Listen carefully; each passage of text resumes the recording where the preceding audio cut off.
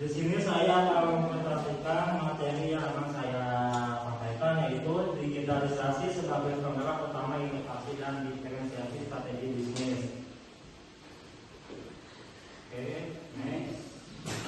Langsung aja ke landasan teoritis. Dalam proses ini beberapa teori relevan dapat dijadikan rujukan, antara lain teori inovasi, teori keunggulan kompetitif, serta teori transformasi digital.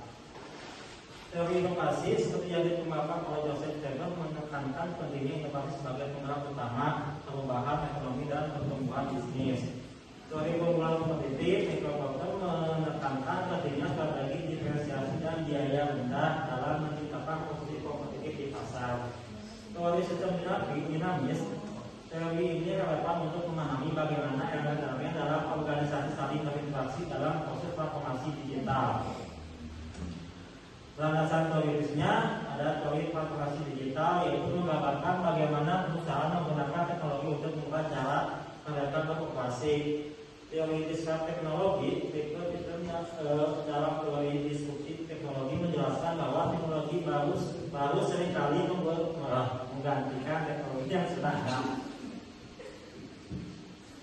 Untuk studi kasus lapangannya saya mengambil dari platform Amazon, yaitu sebagai salah satu perusahaan teknologi terkemuka di dunia yang telah melakukan transformasi digital yang signifikan sejak didirikan pada tahun 1994 awal sebagai toko online. Amazon ini telah berkembang menjadi raksasa e-commerce global dengan berbagai produk dan layanan. Transformasi ini tidak hanya mengubah cara orang berbelanja, tetapi juga mempengaruhi seluruh industri retail. Inovasinya yaitu salah satu inovasi yang paling terkenal dalam sistem Amazon Go yang memungkinkan pelanggan belanja tanpa harus melewati kasir fisik. Efisiensi operasional yaitu menggunakan robotika di gudang dan otomatisasi dalam rantai pasokan, mengurangi waktu kemudahan pemesanan dan biaya operasional. Dan yang ketiga, layanan iCloud melalui AWS, yaitu Amazon Web Service, merupakan salah satu pilar utama dalam transformasi digital Amazon. Dampak pada industri e-commerce, model bisnis ini yang inovatif menggunakan teknologi canggih setelah mendorong kompetitor untuk adaptasi dan inovasi agar tetap relevan di pasar. Nah, untuk penentu studi kasusnya kita ada 6 ya. Pertama itu program peneliti, kriteria pemilihan studi kasus, metode pengumpulan data, serta proses pemilihan studi kasus, justifikasi pemilihan studi kasus, saksi yang diharapkan dari studi kasus itu sendiri.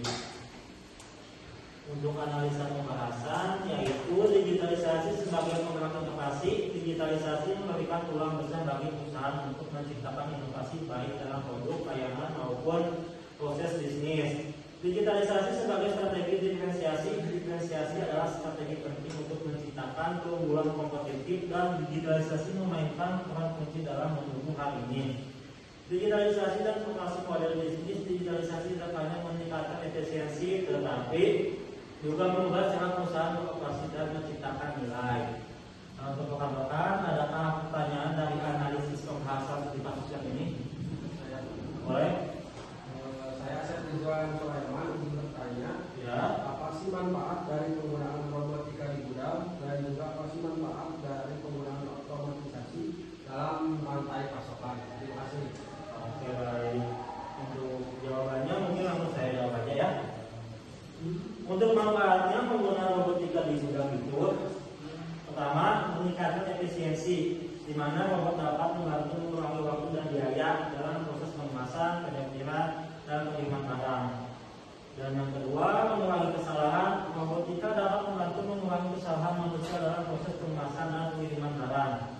Dan yang ketiga, meningkatkan keamanan. Robotika dapat membantu meningkatkan keamanan di gudang dan mengontrol akses area tertentu. Sebagai contohnya, robot mengemas, robot yang dapat membantu mengemas barang dengan cepat dan efisien. Robot penyortir, robot yang dapat membantu menyortir dengan berdasarkan ukuran berat dan jenis. Dan robot pengangkut, robot yang dapat membantu mengangkut barang dari suatu tempat ke tempat lain di gudang itu. Begitu Pak Asep.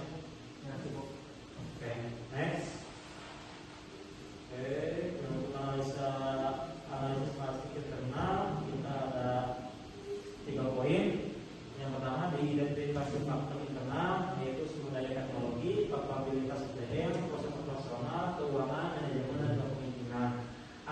keuangan strength yaitu infrastruktur digital yang kuat, kapabilitas sdm yang unggul, budaya inovasi. Adapun analisis kelemahannya yaitu weakness, keterbatasan anggaran, kurangnya kapabilitas sdm serta resistensi terhadap perubahan.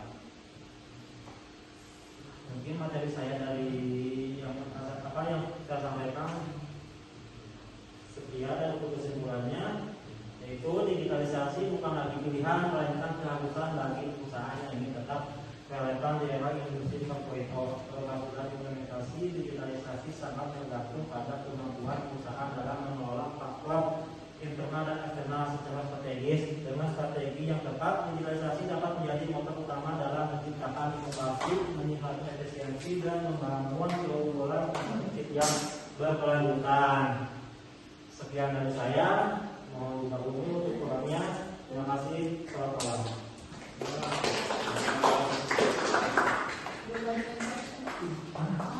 Anjing.